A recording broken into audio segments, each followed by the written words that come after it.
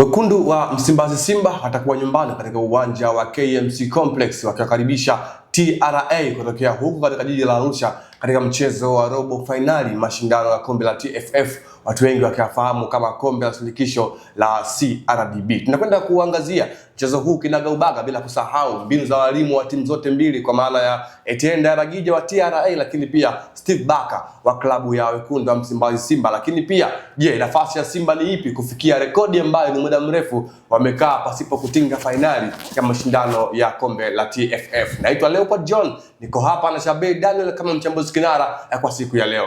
Shabel, hatimaye TRA miongoni mwa timu ambazo zipo kwenye kiwango bora uso kwa macho dhidi ya Wekundu wa Msimbazi Simba. Tuanzie hapo, ni mchezo wa aina gani kwa timu zote mbili kiufundi, lakini pia katika maeneo ambayo ni bora kwa timu zote? Ni mchezo mgumu kiufundi. TRA ni timu ambayo imeonyesha ushindani kwa sababu ya aina yake ya kiuchezaji, namna ambavyo wamekuwa wakicheza vizuri sana pindi wanapokutana na hizi timu kubwa. Nafikiri aina yao ya kiuchezaji chini ya mwalimu wao Etienne Daragije iko more suited na timu kubwa kuliko hizi timu ndogo ambazo wanakutana nazo, kwa sababu wanapocheza na timu kubwa mara nyingi timu kubwa huwa zinafunguka na TRA ili waenjoy kucheza na uweze kuona mode ya uchezaji wao ni lazima wakutane na timu ambazo zinaacha space nyuma. Sasa unapocheza na caliber timu kama Simba ambayo unatarajia kwamba itakuwa ni timu namba moja kiwanjani in terms of ball possession, umiliki wa mpira, you expect kwamba kuna kitu cha kiufundi ambacho kitaonekana katika namna ambavyo TRA wanacheza, kwa sababu ni timu ambayo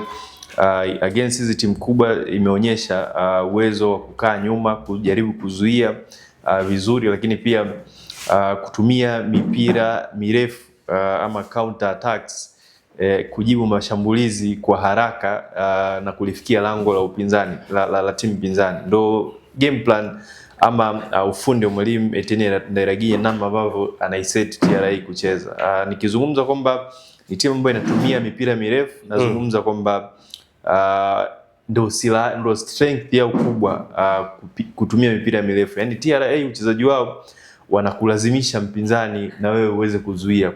Wanakulazimisha kuzuia kwa njia gani? Ni mipira mirefu ambayo wana striker ambaye ni mzuri hewani, Amy Mapaka ambaye anashinda sana mipira ya kwanza first ball, then wana viungo ambao wanaokota sana second ball, Mzamiru Yasin, kina Ali Nganzi, Dulas pale katikati wanafika sana kwenye mipira ya kuokota second balls, lakini pia kutumia mipira mirefu kutokea chini. Sio timu ambayo inatumia sana njia ya kutengeneza mashambulizi kutokea katikati, yani kupiga pasi kutokea katikati, hapana. Mara nyingi wanatumia sana maeneo ya pembeni kutengeneza nafasi zao. Wanamtumia kwa mfano kutokea nyuma, sasa hivi nimeona wanamtumia bwana mdogo fullback wa kulia Emmanuel Isaac, anapiga mipira mirefu mita 30 mita 40 kutokea katikati kwenda mbele. Wakiwini mipira ya kwanza, timu pinzani kushinda kuwini mipira ya pili, wanakuadhibu. Remember mechi ya Azam ilikuwa ni hivyo. Mechi iliyofuatia walicheza na JKT, sare ya goli moja. Goli walilopata TRA lilitokana na game plan, game mode ile ya kiuchezaji. Mpira mrefu, first ball, unashindwa second ball, ukishindwa kucheza wanakuadhibu. Kwa hiyo Simba wanapaswa kuwa makini sana na uhatari huo wa TRA, na hapo sijamzungumzia Chobwedo, sijamzungumzia Kadanwaho. Hiyo threat ya maeneo ya pembeni imekuwa ni kubwa sana, lakini kwa Simba tunafahamu ni timu ambayo sasa hivi imeonyesha sura tofauti za kudhiadhibu timu nyingine. Set plays wanakufunga, open play wanakufunga, wanaweza kupiga pasi kutokea katikati, wana hawa wachezaji wengi wabunifu. Nafikiri pia technical level ya timu yao imekuja juu sana, kwa sababu wanacheza na viungo wengi ambao wana uwezo binafsi wa kiufundi. Yani kwenye kikosi cha Simba wanaanza na viungo 4 ambao kiasili ni namba 10. Utamkuta Neo Maema, utamkuta Ino Luemba, utamkuta Clatous Chama, utamkuta pia na sometimes Eli Mpanzo ambaye kwenye makaratasi huwa anaonekana atokea pembeni, lakini movement zake zinaanzia zaidi katikati.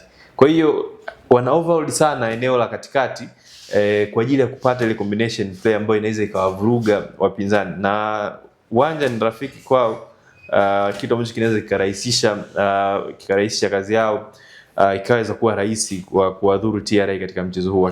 Sawa, tuje tuangazie kwa upande wa numbers za kwa timu zote mbili. Wekundu wa Msimbazi Simba kwenye haya mashindano hadi hivi sasa wamefunga magoli 8 huku akiwa ameruhusu goli 1. Kwa upande wa TRA goli 7 akiwa amefunga huku akiwa hawajaruhusu goli lolote. Takwimu hizi zinaashiria nini hasa kwa kile ambacho walimu wataingia kwa kwenda kumheshimu mwenzake moja kwa moja? Nafikiri sio takwimu za kuzifuatilia sana, kwa sababu hizi hatua za nyuma ni hatua ambazo timu nyingi za ligi kuu zikutana na wapinzani dhaifu, lakini tunapokwenda kwenye hii 8 bora ndio tunasema ile cream ya mashindano inaanza kuonekana hapa. Yani ndio tunaingia sasa, yani mashindano rasmi ndio yanaanzia hatua hii, kwa sababu huku hakuna timu mnyonge kama ambazo zimecheza katika hatua zilizopita. Kwa hiyo sipendi sana kutazama takwimu nini zinazungumza, lakini nimeelezea hapa kile ambacho tunakiona daily kwenye hizi timu zote mbili.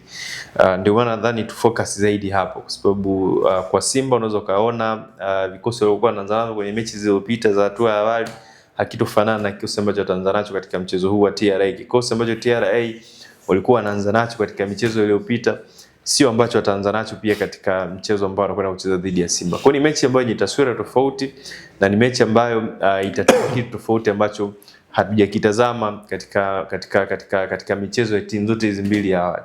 Sawa. Tuje tumwangazie mwalimu wa Simba kwa maana ya Steve Barker. Amekuwa ni kocha ambaye takriban kila mchezo amekuwa anakuja na kitu kipya. First number 9 tuitegemee katika mchezo wa siku ya kesho kwa aina ya safu ya ulinzi ya TRA, the way ambavyo wamekuwa wana ubora mkubwa. Hapa namzungumzia Nasri Kombo na wenzake katika lile eneo. Yes, na ndio nilikuwa nakwambia Steven Barker mara nyingi anapenda ku-overload eneo la katikati ya uwanja, kwa sababu akili overload ile eneo, yani akijaza watu wengi pale katikati ni rahisi kuitoa timu kutokea kati kwenda mbele. Na anaitoaje? Ni kupitia combination play, kupitia kuwa drag ma defender timu pinzani waweze kutoka kwenye zile comfort zone. Kwa mfano mechi ya mwisho dhidi ya Mashujaa ambao wamecheza Simba tazama kwenye ligi, tazama goli la pili na la tatu na ambavyo lilifungwa. Yani hakukuwa na namba 9 asilia ambaye unaweza kusema anakaa na mabeki. Yani uchezaji wa Steven Barker kwa namba 9, mahitaji majukumu ambayo anampa namba 9 ni kuhakikisha kwamba anacheza ana rotate kwenye ile eneo la mbele na viungo wengine anaocheza nao pale mbele. Ndio maana tazama goli lilofunga mwalimu hata la 3. Starting position yake ilianzia kama namba 10. Katika mazingira ambayo alimdrag Samson Madeleke aje amfanyie pressing, amfuate alipotoka Neo Maema akapiga pass kwenye nafasi, kulikuwa hamna mtu, mwalimu akaenda kwenye nafasi first touch akaenda kuwafunga. The same kwa Elim Panzu goli la pili. Alianzia set position, alipokea mpira kwa Neo Maema. Neo kama namba 8, Mpanzu kama namba 10. Tayari akawa ameshaitawanya safu ya Mashujaa. Ikapigwa pasi kwa Chama, Neo akakimbia kwenye nafasi, Chama akabaki mwenyewe na finish, anamtazama golikipa akafinish. Kwa hiyo huo ndio uchezaji wa Steven Barker. Hata akianza mwalimu, akianza Elim Panzu au yeyote ambaye ataanza mbele, haitobadilisha majukumu ambayo anataka mwalimu Steven Barker kutoka kwa striker wake. Kucheza zaidi na viungo, kucombine zaidi na viungo wa pembeni ama viungo wa kati, ili kuwa drag ma defender team pinzani kwenye maeneo yao ambao sio comfortable, kuwatoa kwenye zile zone za kiulinzi na kuwapeleka kwenye zone nyingine ambazo haziwahusu kwenye majukumu yao. Sawa, tutegemea mchezo ambao utakuwa wazi ama ni mchezo ambao kila timu itajaribu kumheshimu mwenzake kwa nyakati tofauti? Nadhani hauwezi kuwa mchezo wa wazi kwa sababu ni mchezo wa mtoano. Knockout, of course. Mchezo wa mtoano, na the way ambao nimewafuatilia TRA mechi nyingi hizi kubwa, na nimekwambia wanapenda kucheza, yani ubora wao upo kwenye kuzishambulia space. Wanatafuta nafasi, space, wanatafuta maeneo ambayo ni matupu, wapige cross ama wachezaji wao wa pembeni waweze kukimbia. Kwa hiyo game plan ya hivyo lazima ukae nyuma, msubiri mpinzani wako unacheza naye ambaye ni Simba aweze kupoteza mipira ama umpokonye mipira then umshambulie kwa haraka. Na TRA wana hawa wachezaji nimekutajia hapo, Chobwedo, Borikelia mzuri dribbler kutokea pembeni, anaanza akakimbia kwa kasi akapiga cross, akadanwaho kushoto huku anakimbia anapiga cross, wana mtu target man pale mbele Mapaka anashambulia sana mipira ya hewani, mipira ya chini. Kwa hiyo Simba anapaswa kuwa makini sana na threat hiyo ya TRA, wahakikishe kwamba nao wanakuwa wanacheza kwa tahadhari. Ukipoteza mipira, TRA wana wachezaji wenye quality ya kuadhibu endapo wakipoteza mipira katika maeneo hatarishi kwenye lango lao. Sawa, utabiri wako kwenye kuelekea mchezo wa kesho, tumtegemee Simba nusu finali kwa msimu huu kwa mara ya pili mfululizo? Yes, ni muda mrefu nimekuwa nazungumza kwamba nafikiri nafasi ya Simba kuchukua ubingwa ipo kwenye hivi vikombe. Nilikwambia kwenye mechi ya Muungano ikatokea, na nitasisitiza pia, na naona sana Simba wakiwa na nafasi ya kufanya vizuri kwenye kombe hili la CRDB kuliko ligi kuu. Kwa hiyo naamini nguvu kubwa pia itawekwa katika mchezo huo dhidi ya TRA. Sawa, nguvu kubwa itawekwa katika mchezo dhidi ya TRA, licha ya kwamba amekiri itakuwa ni mchezo mgumu ambao TRA sio timu ya kubeza. Huyo ni mchambuzi wa Azam Shabel Daniel ambaye ameeleza kinagaubaga juu ya kile ambacho tunategemea kwenda kukiona kwa siku ya kesho katika mchezo wa robo finali kombe la shirikisho la TFF, Simba Sport Club dhidi ya TRA katika uwanja wa KMC Complex majira ya saa 12:30 jioni siku ya kesho. Naitwa Leopard John, hadi wakati mwingine. Nyuma ya kamera ni Abubakar bin Nasser.